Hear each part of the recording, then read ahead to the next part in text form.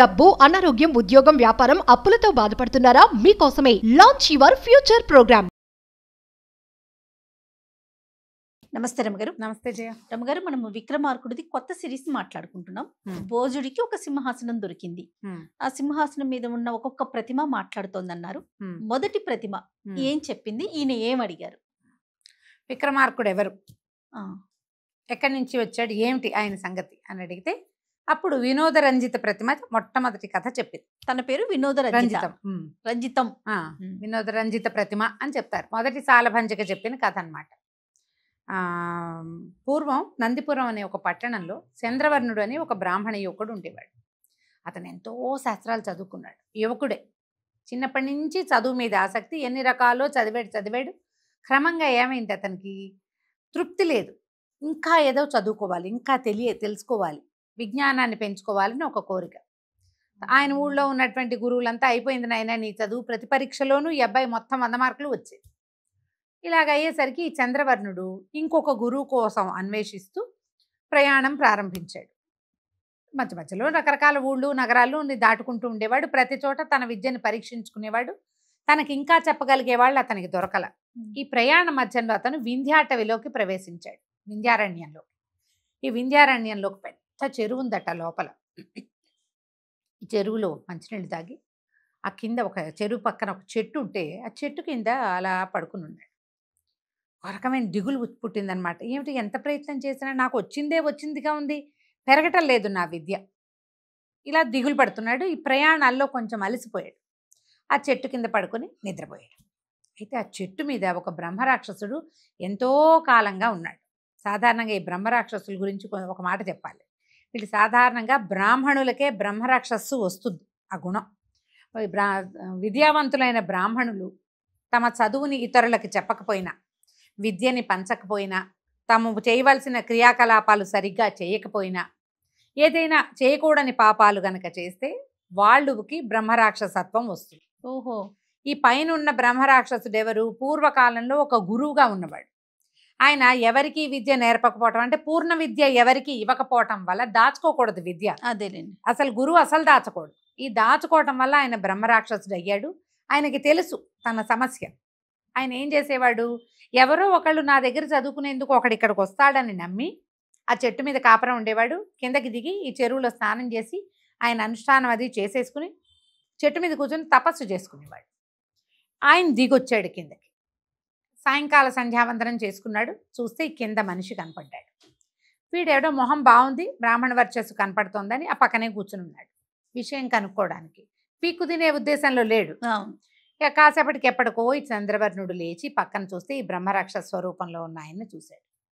చూసి కొంచెం బెదిరాడు. కానీ ఆయన అడిగాడు, ఎవరినైనా నువ్వు ఇక్కడికి ఈ సమయంలో ఎందుకున్నావు, ఇది నిర్మానుష్యమైన అడవి, ఏమిటి నీ సంగతి అంటే ఇతను మెల్లిగా చెప్పాడు, నేను రకరకాల విద్యలు నేర్చుకున్నానండి, శాస్త్రాలు చదువుకున్నాను, వేదాధ్యయనం చేశా, నాకు ఇంకా విశేషంగా చదువుకోవాలని ఉంది అనేసరికి ఆయన సంతోషించాడు బ్రహ్మరాక్షసుడు. అబ్బా చాలా మంచి పని చేసావు నాయన, ఓ పని చేస్తా, నేను ఈ చెట్టు మీదే ఉంటా, నువ్వు చెట్టు కింద ఉండు, నిద్రాహారాలు మానేయి, ఈ 6 నెలల పాటు నాకు వచ్చిన మొత్తం విద్యని నీకు బోధిస్తా, నేను పైన కూర్చుంటా, నువ్వు కింద కూర్చో, ఓకే, మొత్తం నా విద్య అంతా ఈ రావి చెట్టు, అది రావి ఆకుల మీద వేసి కిందకి రాస్తాను వేస్తాను, నువ్వు చదువుకో, 6 నెలల తర్వాత నీ విద్య పూర్తవుతుందని చెప్పు.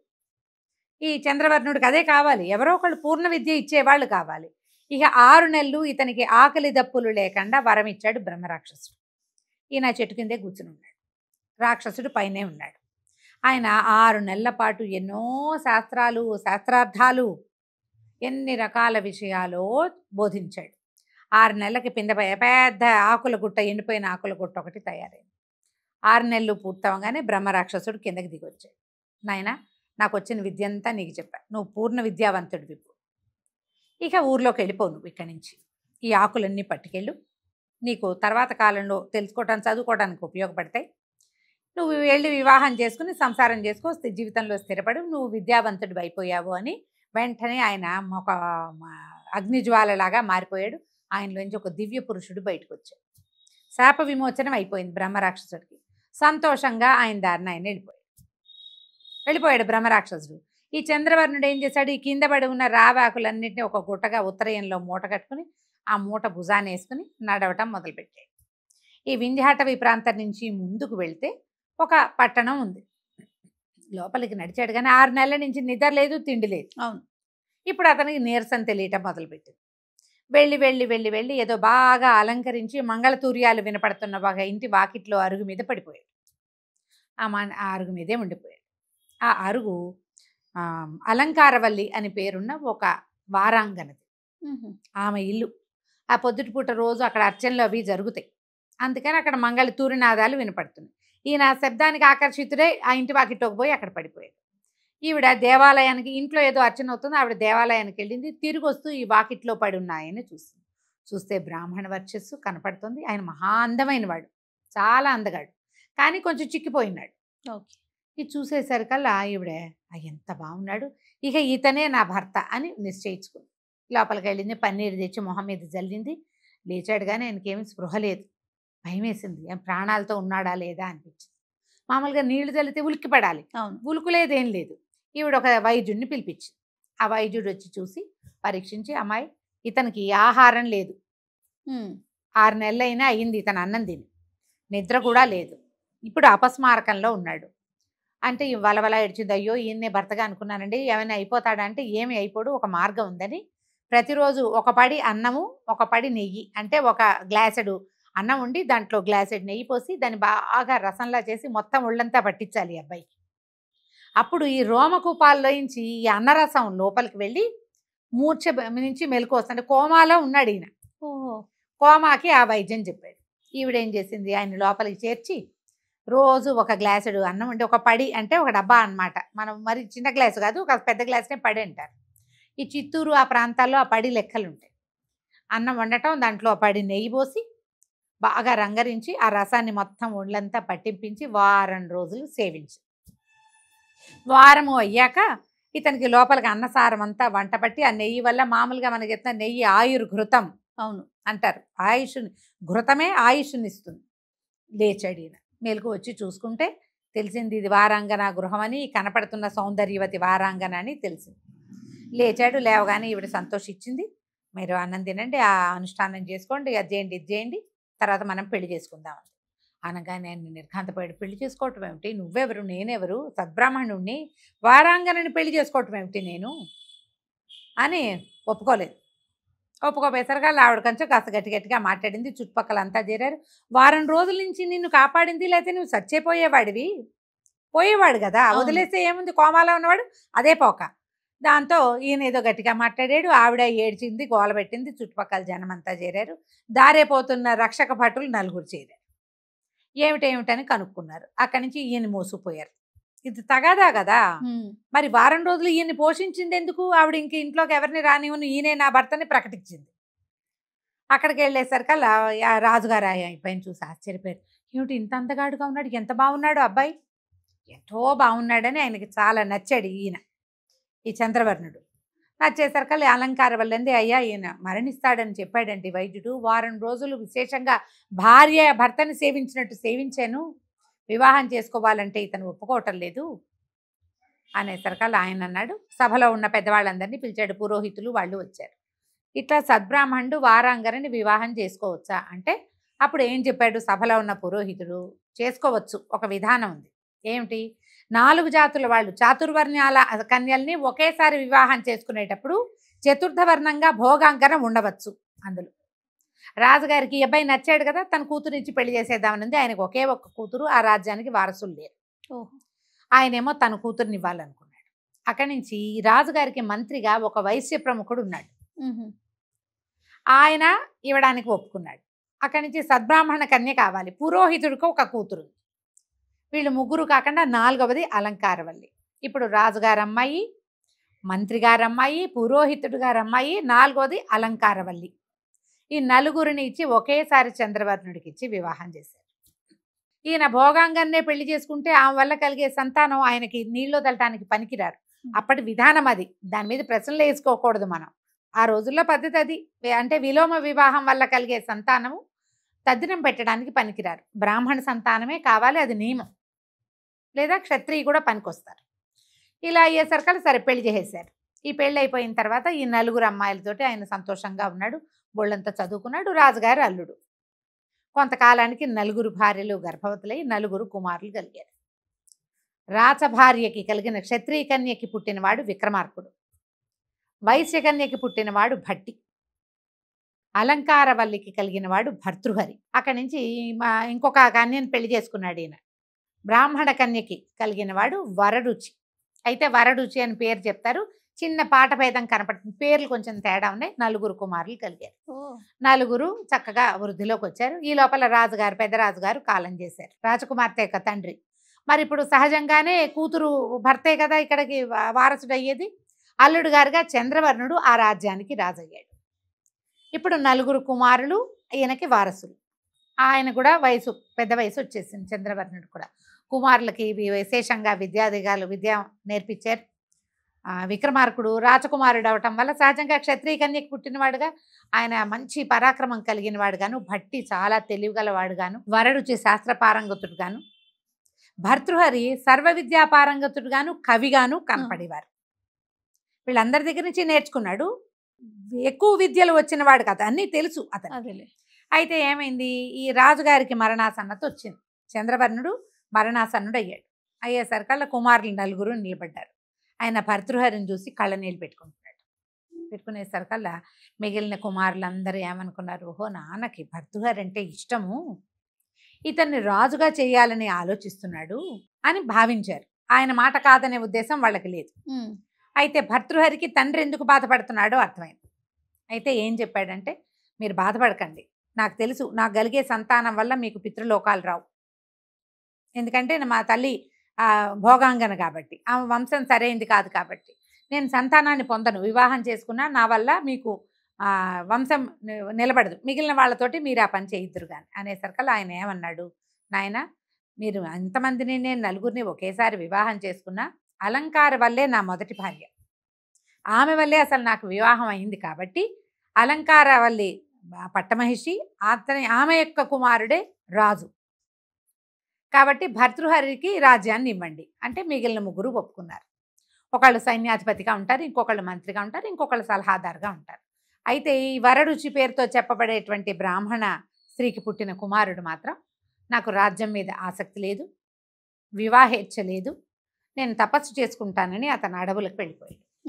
భర్తృహరి రాజుగా ఉంటే భట్టి మంత్రిగాను, విక్రమార్కుడేమో సైన్యాధిపతిగాను నడిచారు. కొద్ది రోజులు గడిచింది. భర్తృహరి చాలా విశేషంగా బోళంతమంది పెళ్ళిళ్ళు చేసుకున్నాడు. ఆయన సంతానం అయితే లేదు. ఒకనాడు ఏమైంది, ఒక యోగి ఒక ఆయన వచ్చాడు. వచ్చి భర్తృహరి మహారాజుకి ఒక పండు తెచ్చిచ్చాడు. ఏం చెప్పాడంటే, ఈ పండు చాలా అద్భుతమైనది, జరామరణాలు ఉండవు, వృద్ధాప్యం రాదు, మరణం రాదు, ఈ పండును స్వీకరించండి అన్నాడు. ఈ భర్తృహరి గారికి పెద్ద భార్య అంటే పరమ ప్రీతి. భార్య దగ్గరికి వెళ్ళి ఆ పండుని ఆవిడకి ఇచ్చాడు. దీంతో జరామరణాలు రావట, నాకు నువ్వంటే పరమప్రీతి కాబట్టి నేను నీకు తెచ్చిచ్చాను, నువ్వు స్వీకరించు దీన్ని అని. పరమప్రీతే పెద్ద భార్య అంటే. కానీ పెద్ద భార్యకి ప్రీతికరమైన వాడు ఇంకొకడు ఉన్నాడు. ఆవిడేం చేసింది, ఆ పండుని తనకి చిన్నప్పటి నుంచి తనతో స్నేహంగా ఉండి రాజుగారి లేనప్పుడు తనతో కలిసి ఉండేవాడు ఒకడికి ఆ పండుని అప్పచెప్పింది. వాడు ఒక అశ్వచోదకుడు, అంటే గుర్రాలు దోలేవాడు.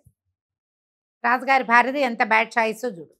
అయితే వాడికి ఇచ్చింది, నీకు జరామరణాలు ఉండవు, నువ్వు ఎప్పుడు యవ్వనంగా ఉంటావు, నేను నీతో సంతోషంగా ఉంటాను, ఈ పండు తీసుకోమని.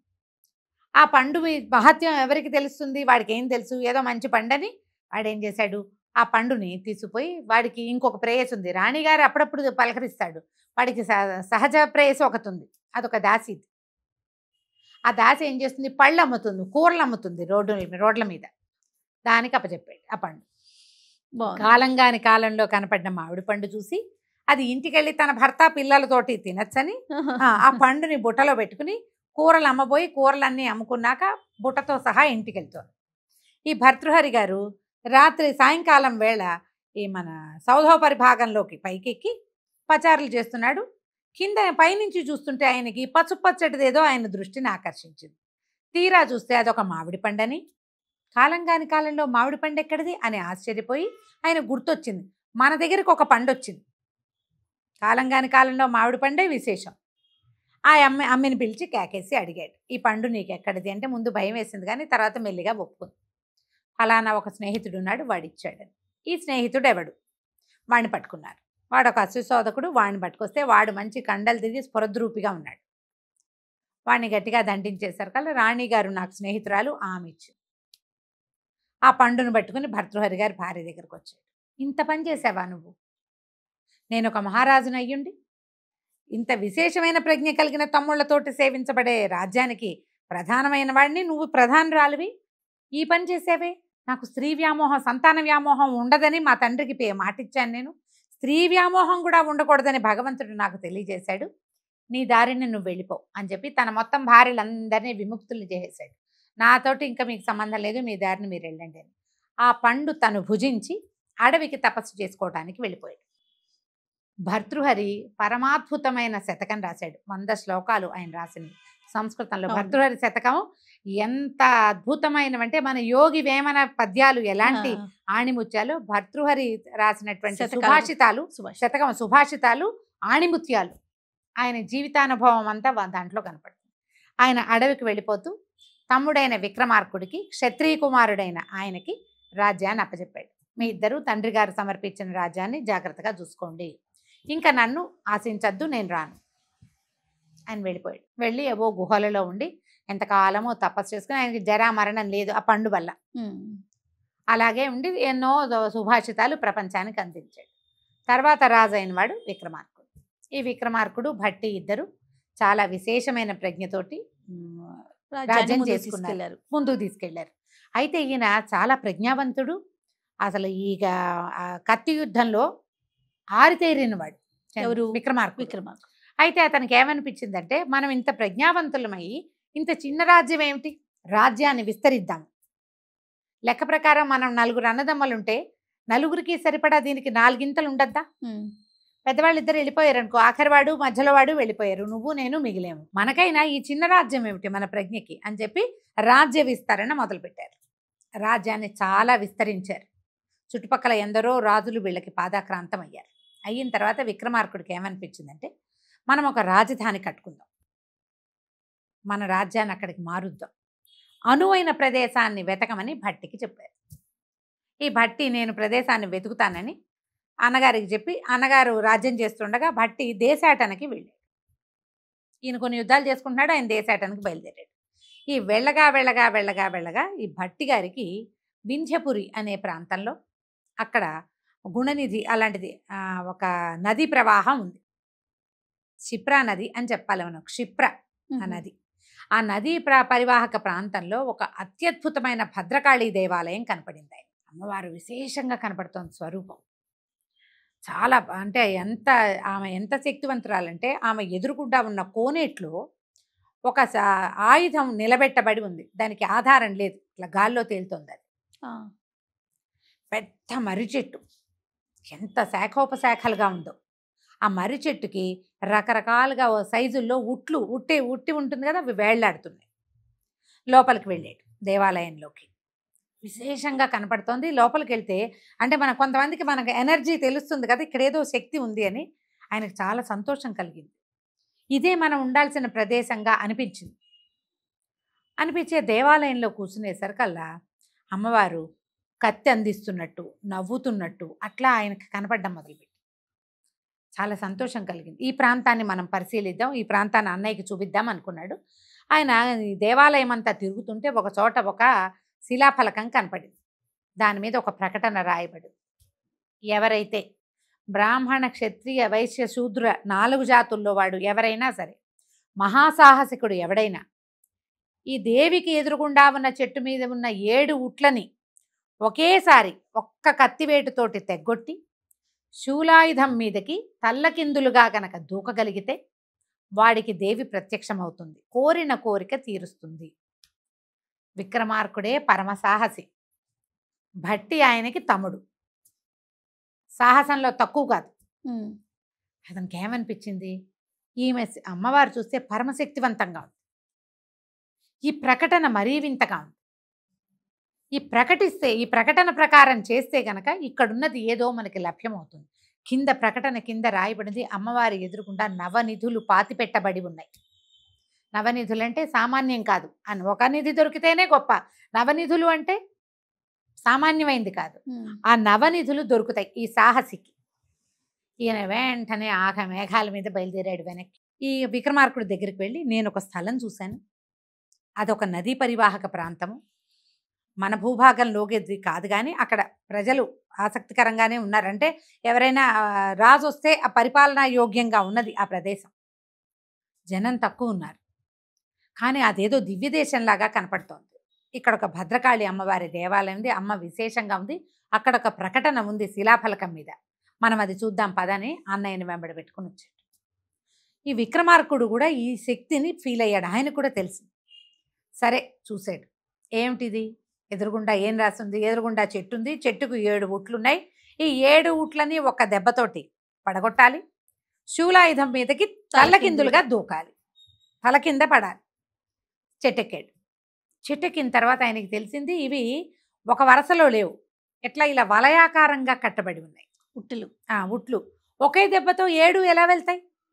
ఆ పైన నిలబడి కేకేశాడు, భట్టి ఇక్కడ ఉపాయం తెలియటం లేదు, ఇవి వేరువేరుగా వేళ్లాడి పడుతున్నాయి, వీటిని ఏం చేయాలంటే బట్టి బాగా చూసి ఒక పని చేయి, మొదటి ఉట్టు మీద కాలేసి దాన్ని 2వ ఉట్టికి చుట్టు, దాన్ని విసురు, అది 3వ ఉట్టికి చుట్టుకుంటుంది. ఇప్పుడు మామూలుగా ఏం చేస్తాము, ఒకటి వేళ్లాడుతున్న దాన్ని విసిరేమనుకో, అది 2వ దాని మీదకి వెళ్ళంగానే గుండ్రంగా తిరిగేస్తుంది. అవును, గుండ్రంగా తిరిగి ఇది దాన్ని పట్టుకుంటుంది. 2వ దాన్ని చూస్తే అది 3వ దాన్ని, 3వ దాన్ని చూస్తే అది 4వ దాన్ని పట్టుకుంటుంది. ఈ వలయాలు పూర్తయ్యేసరికల్లా 7 ఒకదానికొకటి చుట్టుకుంటాయి. అప్పుడు ఒక తాటి మీదకి వచ్చినట్లు అవుతుంది, అప్పుడు కొట్టేసేయచ్చు. మళ్ళీ అడిగాడు పైనుంచి, శూలాయుధానికి ఏమీ ఆధారం కనపట్టలేదంటే అమ్మవారికి ఎదురుగుండా ఉంది అది, అందుకని శూలాయుధం ఇట్లా నిలబడి ఉంది, దాని కిందేం లేదు, కొస ఉంది. ఇప్పుడు మనం దూకితే ఎక్కడికి దూకాలి, ఆ కొస మీదకి తలకాయ పడుతుంది, అంటే దిగిపోవటమే. సరే సరే, ఈ విక్రమార్కుడు వెనక్కి చూసే లక్షణమే లేదు, ఆయన జన్మలోనే లేదు. ఈ 7 ఉట్లని ఒకదానికొకటి చుట్టేలాగా తోసాడు, ఒకదాని మీదకి ఒకటి తోసేసరికల్లా 7 వెళ్ళి ఒకదాని వెనకాల ఒకటి 7 చుట్టుకున్నాయి. మళ్ళీ వెనక్కి తిరిగిపోతాయి, తిరిగేస్తాయి అవి. ఇప్పుడు మనం గుండ్రంగా తిప్పితే వేళ్లాడేసామనుకో మళ్ళీ రయ్యమని వెనక్కి తిరిగిపోతుంది, రయ్యమని వెనక్కి తిరిగి మళ్ళీ ముందుకు తిరుగుతుంది. మొదటిసారి చుట్టునన్ని చుట్లు చుట్టదు, తక్కువ చుట్టు, కానీ చుట్టడం మాత్రం జరుగుతుంది. ఇవి ముందుకి వెనక్కి కదిలి చుట్టుకునే క్రమంలో ఈయన ఏం చేశాడు, ఒకే ఒక్క వేటుతోటి 7ని కొట్టేశాడు. 7 ఉట్లు రాలి కింద పడ్డాయి. ఈయన జయ భద్రకాళి అని తల్లకిందులుగా శూలం మీదకి దూకేశాడు. దూకేస్తే శూలం మాయమైపోయింది. ఈయన ఎట్లా పడ్డాడు, చేతులతోటి పడ్డాడు కిందకి, చేతులు కింద కాళ్ళు పైకి, ఆ చేతులతో ఇంకా కాళ్ళు కిందకి పెట్టాల, అలాగే చేతులతోటి నడుచుకుంటూ వచ్చాడు అమ్మవారి దగ్గరికి. ఈ విగ్రహంలోంచి పెద్ద వెలుగు వచ్చింది, ఎంత వెలుగో, ఆ వెలుగులోంచి భద్రకాళి అమ్మవారు ప్రత్యక్షం అయ్యేసరికి ఇక ఎంత సంతోషించాడో విక్రమార్కుడు, పరమానందాన్ని పొందాడు. అమ్మవారు కూడా నీ సాహసానికి మెచ్చాను, పరమసాహసికుడివైన రాజువుగా నువ్వు ఎప్పటికీ గెలుపొందుతావు, కొన్ని వేల సంవత్సరాల పాటు నీ పేరుతోటి ఈ కథ నడుస్తూనే ఉంటుంది, నీకేం కావాలో చెప్పాను అంటే నీ నవనిధులు నాకు కావాలి, ఒకటి ఈ మందిరానికి నువ్వు ఎక్కడైతే ఉన్నావో దీనికి 4 పక్కల రాజ్య విస్తరణ చేసే అవకాశాన్ని ఇవ్వు, నాకు రాజ్యాన్ని చేసి పెట్టు అని అడిగాడు. అప్పుడు ఈ ఉజ్జయిని నగరం ప్రారంభమైంది. ఆ రకంగా గడకాళిక పేరుతోటి ఇప్పటికీ కూడా ఆ మందిరం ఉంది. ఓహో, గడకాళి దాని పేరు, ఆ మందిరం పేరే. 4 పక్కలకి ఉజ్జయిని మహానగరం వ్యాప్తి చెందింది. అయితే ఈ ఉజ్జయిని మహానగరంలో ఇప్పుడు ఒక ప్రాంతంలో ఈమె ఉంటే ఈ ప్రాంతం ఇంత ప్రత్యేకంగా ఉండడానికి కారణం ఏమిటి, అక్కడ ఆల్రెడీ శక్తిపీఠం ఉంది, తర్వాత ఈ మన శివక్షేత్రం ఉంది, ఆయన ఏమనాలి మనం, ద్వాదశ జ్యోతిర్లింగాల జ్యోతిర్లింగ స్థాపన జరిగి ఉంది. పరమేశ్వరుడు ఒక చోట ఉన్నాడు, ఆయనకి దగ్గరలోనే అమ్మవారు సిద్ధిదాత్రి స్వరూపంతో వెలిసి ఉన్నది. అక్కడ దాకా ఈ నగరం విస్తరించింది. గడకాళిక నుంచి కాళికా ఆలయం నుంచి 4 పక్కలకి విస్తారంలో ఈ మొత్తం ఈయన ఈ జ్యోతిర్లింగము, తర్వాత అమ్మవారు వెలిసి ఉన్నటువంటి ఆ శక్తి స్వరూపము, శక్తిపీఠము అన్నీ కవర్ అయ్యేలాగా పెద్ద మహానగరం వెలిసింది. ఆ నది క్షిప్రా నది, ఆ నగరమేమో ఉజ్జయినిగా వెలిసింది. ఈ ఉజ్జయిని మహానగరాన్ని తన రాజధానిగా చేసుకుని విక్రమార్కుడు ఇక్కడి నుంచే తను సాధించినటువంటి అన్ని రాజ్యాలని పరిపాలించాడు. ఇది విక్రమార్కుడు యొక్క పుట్టుక. ఆయనకి ఉజ్జయిని ఎలా లభించిందో వినోదరంజితం చెప్పిన కథల్లో మొదటి భాగం. ఇంకా 2వ భాగం ఉంది, అది మళ్ళీ చెప్పుకో. తప్పకుండా రమ్మగారు. ఇన్ని రోజులు విక్రమార్కుడి గురించి ఆయన సాహసాలే విన్నాం తప్ప ఆయన పుట్టుక అదే. తెలుసుకోవటం చాలా ఆనందం అనిపిస్తోంది. చాలా బాగుందండి. నమస్తే. నమస్తే జయ.